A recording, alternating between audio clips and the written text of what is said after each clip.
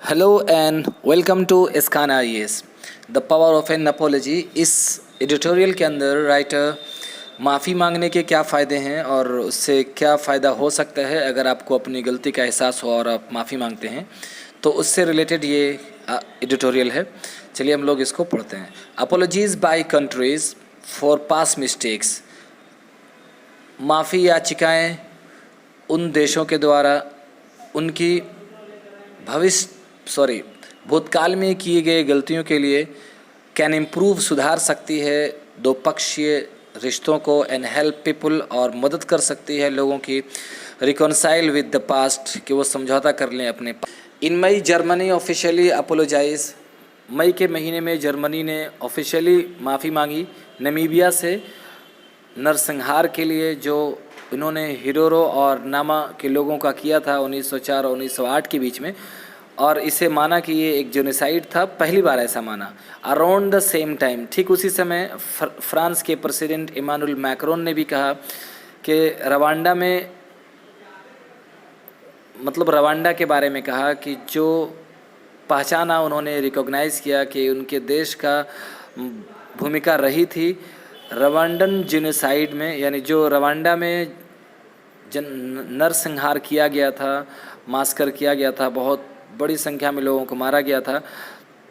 तो उसमें ये मान लिया कि ये सच में फ्रांस का हाथ था और रोल था, और होप्ड फॉर फॉरगिवनेस और माफ़ी की उम्मीद की. Positive effect. इसके क्या पॉजिटिव इफ़ेक्ट है इसको देखते हैं. The importance of these gestures. इस तरह के जो महत्वपूर्ण जेस्चर्स हैं, यानी हाव भाव की जो भूमिका है, उसे ओवर एस्टिमेट नहीं किया जा सकता. They can generate multiple positive effects. ये काफ़ी बहुत ही ज़्यादा इसके पॉजिटिव इफ़ेक्ट हो सकते हैं.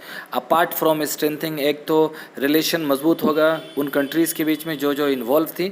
अपोलॉजीज़ जो होती हैं नेताओं के द्वारा हेल्प करती हैं लोगों को रिकॉन्साइल, समझौता करने में विद द पास्ट, अपने पास्ट के साथ. और कंट्रीज़ और कम्युनिटीज़ टेक लेसन्स. बहुत सारी कंट्रीज़ दुनिया की और समुदाय एक तरह से सबक लेती हैं इतिहास से और एवॉइड करते हैं इस तरह के ट्रेडिजीज़ को.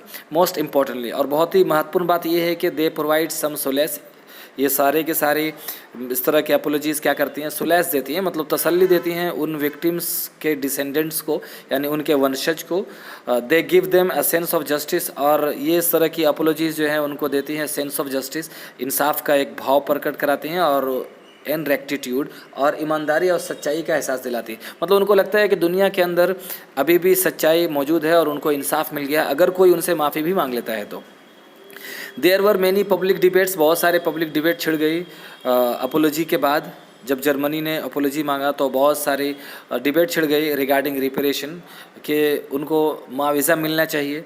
हिरोरो एक्टिविस्ट इंसिस्ट करते हैं कि ज़ोर देते हैं कि जो डेवलपमेंट एड है, जो एक तरह से डेवलपमेंट के लिए सहायता दी जाती है, ऑफ़र किया जा रहा है जर्मन अथॉरिटीज़ के द्वारा, ये इज़ नॉट एनफ, ये काफ़ी नहीं है.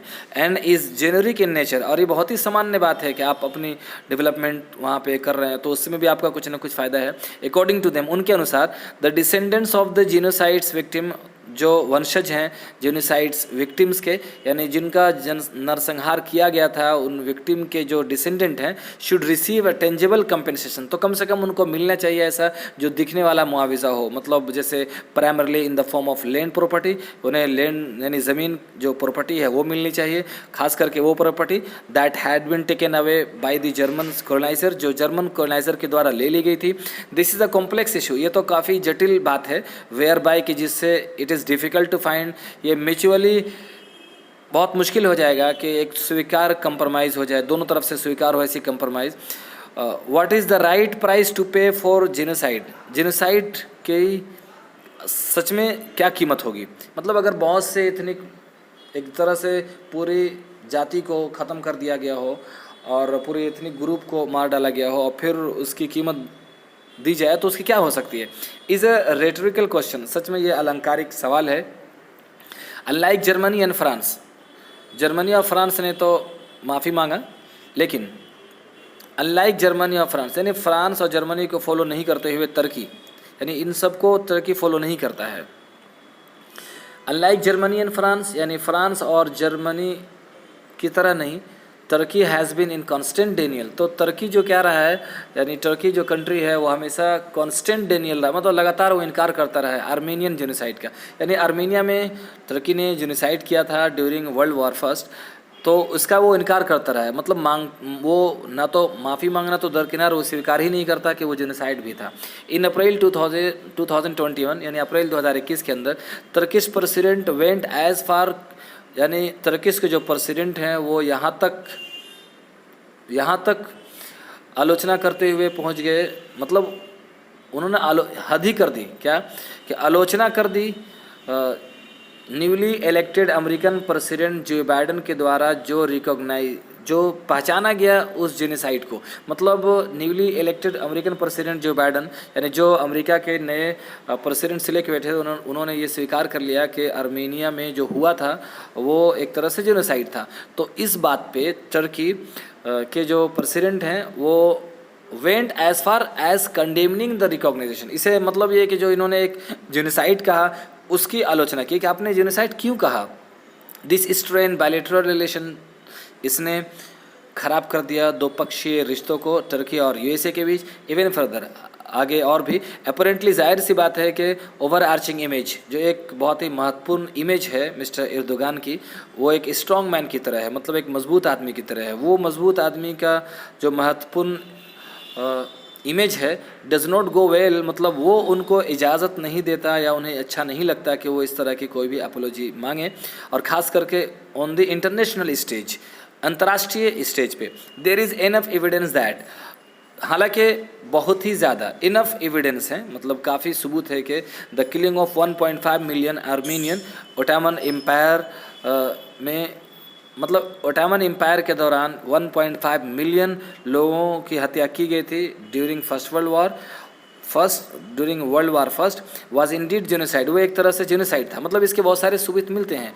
लीडर्स लाइक मिस्टर एर्दोगान, यानी ऐसे नेता जैसा कि मिस्टर एर्दोगान है, सीम्स टू बिलीव दैट, इनका ये मानना है या फिर ये शायद ऐसा मानते हैं कि माफ़ी मांगना कैन बी इंटरप्रेटेड, माफ़ी मांगना एक तरह से वीकनेस की निशानी हो सकती है कि आप कमज़ोर हो इसलिए आप माफ़ी मांग रहे हो। सच मानो में it is quite the opposite, हालांकि उल्टा है, मतलब माफ़ी मांगने में ये एहसास होता है कि आप काफ़ी मजबूत हो, ना कि वीक हो।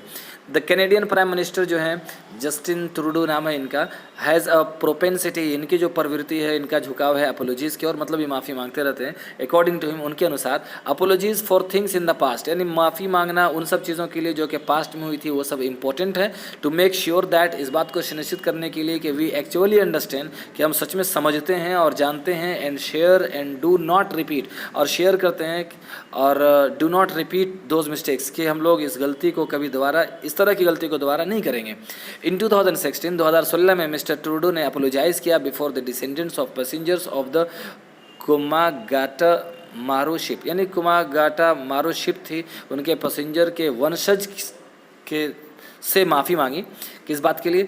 1914 के अंदर कैनेडियन गवर्नमेंट जो उस समय की थी डिसाइड किया, निश्चय किया था कि वो टर्न अवे कर देगी, मतलब ठुकरा देगी शिप्स को जो कि लेकर गई थी साउथ एशियन माइग्रेंट्स को।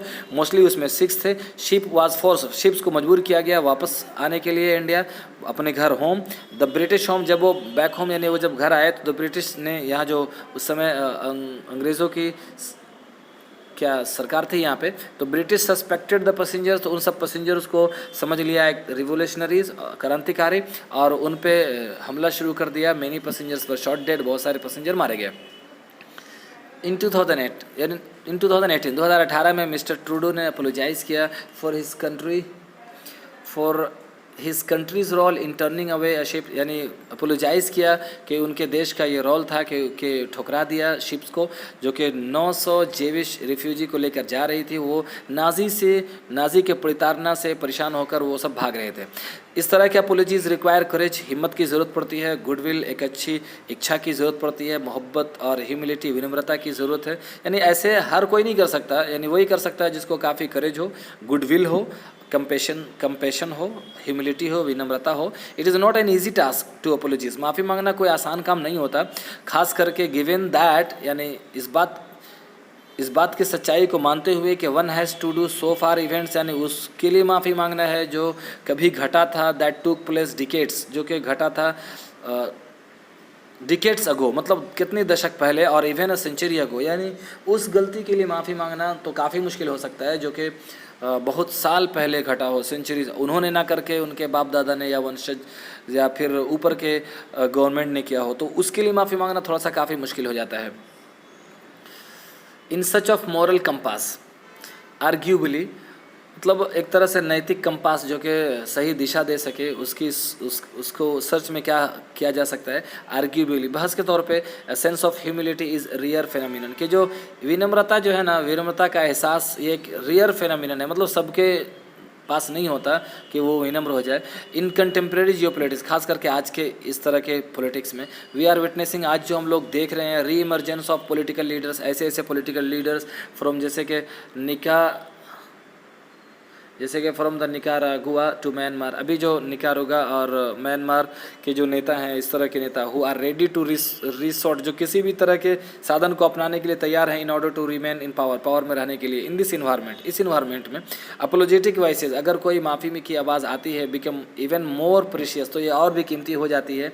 एज दे हेल्प अस, जैसे कि ये सब मदद करते हैं रिकॉन्साइल करने में विद ट्रेजिक इवेंट्स, ऐसे ऐसे ट्रेजिक घटनाओं से ऑफ द पास्ट, जो कि पास्ट में हुई थी, and remove the strain of history, और इतिहास के अंदर जो धब्बा लगा हुआ है उसे मिटाते हैं। Besides they add a moral dimension, और इसके अलावा ये मोरल डायमेंशन भी जोड़ते हैं इंटरनेशनल रिलेशंस के अंदर। इन दिस सेंस, इस तरह के सेंस में, to be a pillar of the multipolar world, यानी कि आप एक पिलर हो, बहुत ही मजबूत पिलर हो, और आप पिलर किस चीज़ के हो, मल्टीपोलर वर्ल्ड के हो, यानी ऐसी जबकि मल्टीपोलर दुनिया है उस समय आप एक मजबूत हो। Is not to be a military power, मतलब ये कि इसमें ऐसा नहीं है कि आप पिलर, एक मजबूत मल्टीपोलर वर्ल्ड तभी बन जाएंगे जब आपके पास मिलिट्री पावर होगी, या आप मैन्युफैक्चरिंग ज़्यादा कर सकते हो, या फिर आपके पास बहुत ज़्यादा पैसा है, फाइनेंशियल हब है, एंड और ग्लोबल इन्वेस्टर्स, या फिर आप एक ग्लोबल इन्वेस्टर हो। मतलब इन सब होने से आप एक बहुत ही सुपर पावर या फिर एक पिलर नहीं बन सकते हो मजबूत।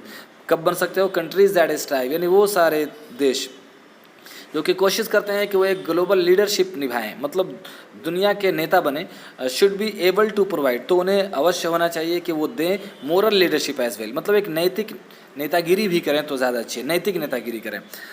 दिस इंक्लूड्स, और ये जो होता है ना उनके पास होता है क्रिटिकल सेल्फ रिफ्लेक्शन, इसमें ज़रूरत पड़ती है क्रिटिकल सेल्फ रिफ्लेक्शन की, ह्यूमिलिटी की, विनम्रता की, कंपैशंस की, मोहब्बत की, and care not only to words, और सिर्फ ऐसा ना हो कि वो केयर करते हो अपने लोगों की, but also towards the most vulnerable communities, बल्कि उन लोगों के भी जो कि बहुत ही कमज़ोर हैं और कमज़ोर समुदाय हैं अराउंड द वर्ल्ड, पूरी दुनिया में।